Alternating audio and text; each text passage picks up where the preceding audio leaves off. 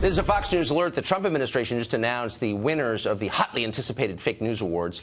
Chief national correspondent Ed Henry is at the White House with the results on the red carpet. Hey, Ed. Tucker, good to see you. As you know, there's been this anticipation. What will the president do? He's been teasing this out for a couple of weeks now. He's now listed about a dozen fake news stories, in his words, that he wants to highlight. We're going to run through the top five, starting with number 5, the president calling out the Washington Post for, in his words, falsely reporting a massive sold-out rally in Pensacola, Florida, as being empty. He says a dishonest reporter showed a picture hours before the event started, and it was much, much bigger.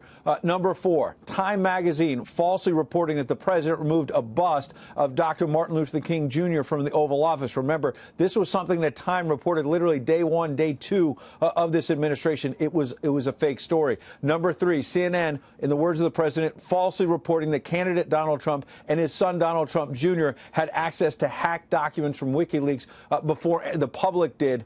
That was not true. Had to be retracted as well. Number 2, the president going after ABC News' Brian Ross. In the president's words, in this thing just tweeted out, Brian Ross, quote, chokes and sends markets in a downward spiral with false report. Remember, that was about retired General Michael Flynn and pleading guilty to that charge of lying to the FBI. Brian Ross suggesting that this dated back to actual collusion in the campaign. That had to be walked back. That was not true. The stock market crashed on that initial fake news. The president calling that out. Finally, number 1 in the president's estimation for the 2017 Fake News Awards. I know you've been waiting for this, Tucker.